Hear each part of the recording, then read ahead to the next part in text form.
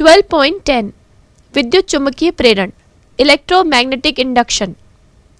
इस अध्याय में हमने यह पढ़ा कि जब कोई धारावाही चालक चुंबकीय क्षेत्र में रखा जाता है तो चालक पर एक बल कार्य करता है। इस बल के कारण चालक गति करने लगता है। अब हम एक ऐसी स्थिति के बारे में सोचें जिसमें किसी चालक को चुंबकीय क्षेत्र में घुमाएं तो उस चालक में धारा बहे। इसका सर्वप्रथम अध्ययन माइकल फैराडे ने किया। आइए इस हेतु एक क्रियाकलाप करते हैं। क्रियाकलाप 6। आवश्यक सामग्री: अनेक फेरों वाली तांबे के तार की कुंडली, धारामापी, प्रबल दंड चुंबक।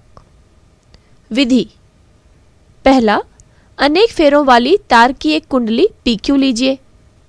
दूसरा, कुंडली के दोनों सिरों को किसी धारामापी से चित्र 14 के अनुसार जोड़िए। तीसरा, एक प्रबल दंड चुंबक लीजिए तथा इसके उत्तरी ध्रुवों को कुंडली के सिरे Q की ओर ले जाइए। क्या आप धारामापी की सुई में कोई परिवर्तन देखते हैं? चौथा, आप धारामापी की सुई में क्षणिक विक्षेप पाएंगे। यह कुंडली PQ में धारा की उपस्थिति बताता है। पांचवा, जैसे ही चुंबक को रोका जाता है धारामापी में फिर विक्षेप शून्य हो जाता है। छठवां, अब चुंबक के उत्तरी ध्रुवों को कुंडली से दूर ले जाते हैं। इस बार कुंडली में पुनः धारा बहती है तथा धारामापी की सुई के विक्षेप की दिशा बदल जाती है। आप यह जांच कर सकते हैं कि यदि आप चुंबक के दक्षिण ध्रुव को कुंडली के Q सिरे की ओर गति कराते हैं तो धारामापी में विक्षेप पहले की स्थिति जिसमें उत्तरी ध्रुव को नजदीक लाए थे उससे विपरीत दिशा में होगा।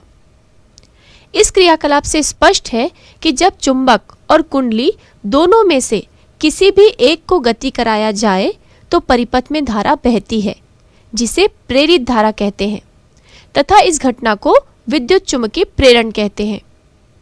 इस क्रियाकलाप में धारा की दिशा ज्ञात करने हेतु फ्लेमिंग के दाहिने हाथ के नियम का उपयोग करते हैं। बच्चों, आपको याद होगा हमने एक क्रियाकलाप किया था जिसमें हमने देखा था कि जब किसी धारावाही चालक को चुंबकीय क्षेत्र में रखा जाता है तो उस चालक पर बल लगता है और वो चालक गति करने लगता है। चलिए अब हम एक और स्थिति पर विचार करते हैं जिसमें हम किसी चालक को यदि चुंबकीय क्षेत्र में घुमाएं तो क्या उसमें से धारा प्रवाह होगा? चलिए इसके लिए एक क्रियाकलाप करते हैं। तो इसके लिए हमने यहाँ अनेक फेरों वाली तांबे की कुंडली ली है और इसके दोनों सिरों को ये देखिए इस प्रकार एक गैल्वेनोमीटर से जोड़ दिया है। इस गैल्वेनोमीटर में देखिए अभी जो पॉइंटर है वो आपको स्थिर दिख रहा है और ये 0 पर है, देख रहे हैं आप? चलिए अब हम क्या करेंगे, देखिए मेरे पास ये एक चुंबक है और इसके किसी भी एक ध्रुव को हम इस कुंडली के सिरे से अंदर बाहर करेंगे। आपको उस समय यह देखना है कि गैल्वेनोमीटर में क्या इसका कोई प्रभाव पड़ता है। ठीक है, तो हम इसको जो ध्रुव को सिरे से अंदर बाहर कर रहे हैं, देखिए आप गैल्वेनोमीटर की तरफ ध्यान दीजिए, देखिएगा कि आपको कोई प्रभाव उसमें दिख रहा है। क्या हो रहा है? देखिए विक्षेप दिखाई दे रहा है ना।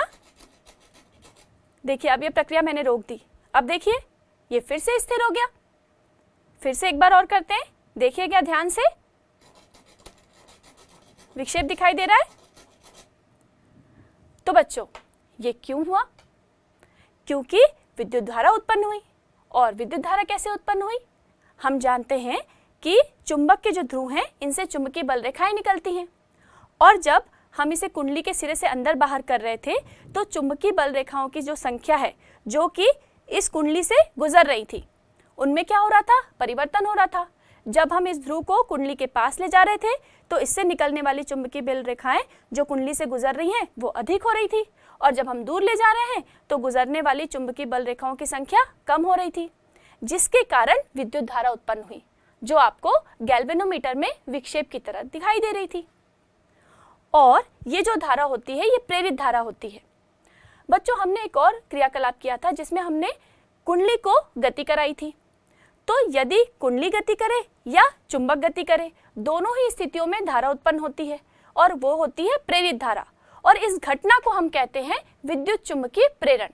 12.11 फ्लेमिंग का दाहिने हाथ का नियम, फ्लेमिंग्स राइट हैंड रूल। इस नियम के अनुसार दाहिने हाथ के अंगूठा, तर्जनी और मध्यमा को इस तरह फैलाएं कि ये एक दूसरे से समकोण बनाएं। चित्र 15। अपने दाएं हाथ को इस तरह संयोजित कीजिए कि अंगूठा चालक के गति की दिशा, तर्जनी चुंबकीय क्षेत्र की दिशा को प्रदर्शित करे तो मध्यमा प्रेरित धारा की दिशा व्यक्त करेगी।